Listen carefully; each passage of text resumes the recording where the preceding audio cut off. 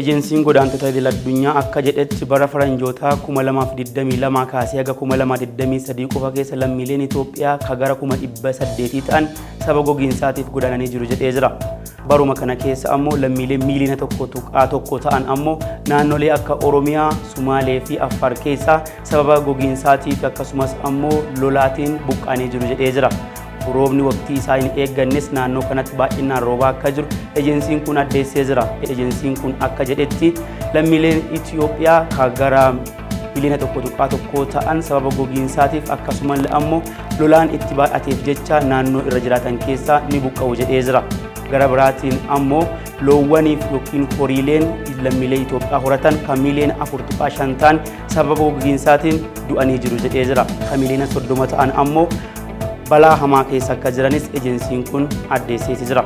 Odeeffannoo keenyaa biyya alaatiin ammoo yaa'iin tumsa diinagdee Eeziyaa fi naannoo Paasifiikii Saan Firaansiskootti gaggeeffamaa jira. Adoo walga'iin kun hin jalqabin dura pirezidaantiin Ameerikaa fi gitii isaanii Chaayinaa Xi Jinping guyyaa tokko dura wal arganii jiru. Yaa'iin kun ammoo baatii onkololeessaa 15 kaasee haga 17tti kan gaggeeffamu yoo ta'u, pirezidaantiin Ameerikaa Joo Baayiden akka jedhanitti naannoo kanatti gaheen Ameerikaa olaanaa akka ta'e ibsanii jiru. Ameerikaan naannoo kanatti daldala 60 akka gaggeessitu pirezidaantiin Ameerikaa Joo Baayiden addeessanii jiru. Pirezidaantiin Chaayinaa Xi Jinping ammoo kan walga'ii kana hirmaatuuf dhufan biyyoonni lamaan addunyaaf biyyoota murteessoodha jedhee jira. Gabaasa kana akkasinitti Ambooruu Mashiiti.